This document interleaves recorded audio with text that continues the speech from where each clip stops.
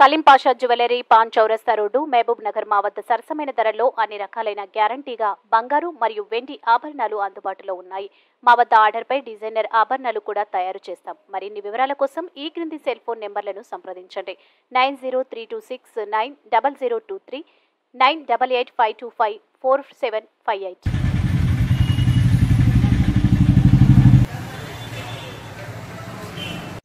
अस्सलाम वालेकुम नाज़रीन, NH टीवी में आप सभी का इस्तकबाल है।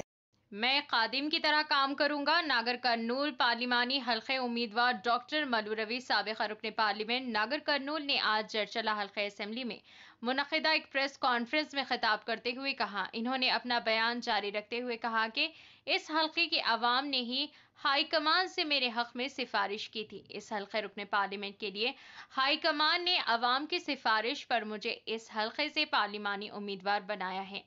मैं एक हाकिम नहीं खादिम की तरह काम करूंगा। आपके मसाइल को हल करने की जुस्तजू करूंगा।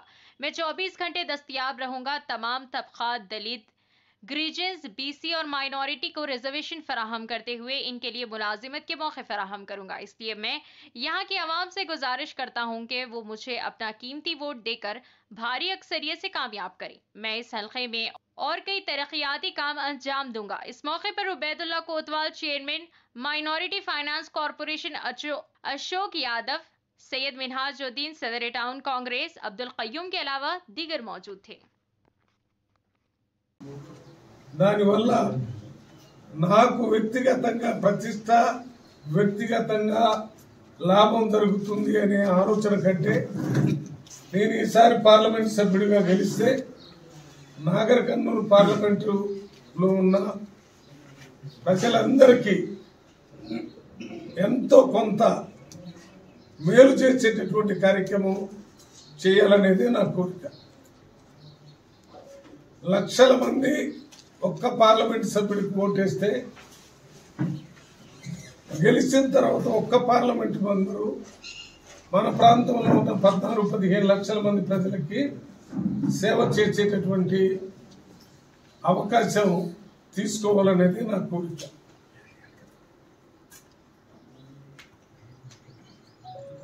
కాంగ్రెస్ పార్టీ ఒక secular democratic party. Congress party అన్ని మతాల్ని, అన్ని కులాల్ని సమాన భావంతో చూసేటటువంటి పార్టీ. కాంగ్రెస్ పార్టీ సోషలిస్టిక్ సమాజాన్ని అందరికీ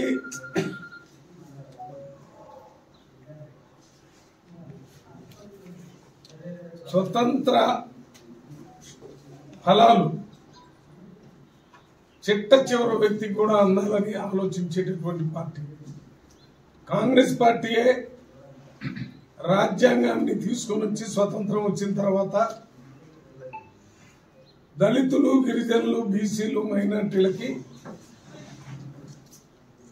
రిజర్వేషన్ పెట్టి వారికి ఉద్యోగాల్లో రిజర్వేషన్, వారికి చదువుకోవడానికి రిజర్వేషన్, వారికి రాజకీయంగా రిజర్వేషన్ పెట్టినటువంటి పార్టీ కాంగ్రెస్ పార్టీ. ఆనాడు అంబేద్కర్ని రాజ్యాంగ సభకి అధ్యక్షుడిగా ఎన్నిక చేసి అంబేద్కర్ని రాజ్యాంగ డ్రాఫ్టింగ్ కమిటీకి చైర్మన్ గా చేసింది కూడా కాంగ్రెస్ పార్టీ.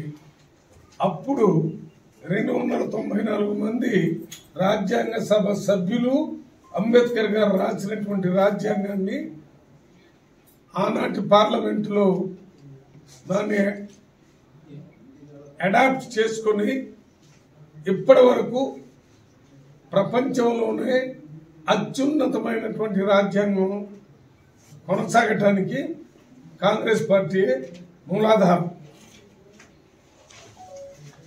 నిన్న మొన్న కేంద్రంలో వచ్చినటువంటి బీజేపీ మోడీ ప్రభుత్వం అంబేద్కర్ కాంగ్రెస్ పార్టీ ఇస్తున్నటువంటి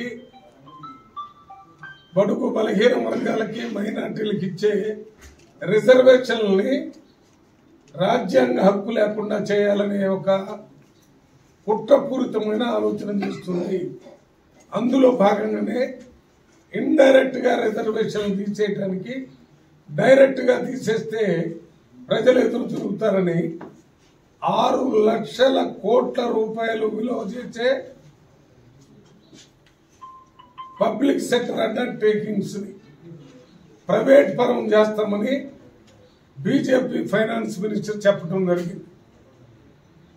వాటన్నిట్లో ఇప్పుడు ఉన్నటువంటి రిజర్వేషన్లను తీసేసి ప్రైవేట్ పరం అయితే రిజర్వేషన్లు అమలు చేయాల్సిన అవసరం ఉండదు. కాబట్టి हमारे चैनल को लाइक कीजिए, शेयर कीजिए और सब्सक्राइब करना ना भूलिए।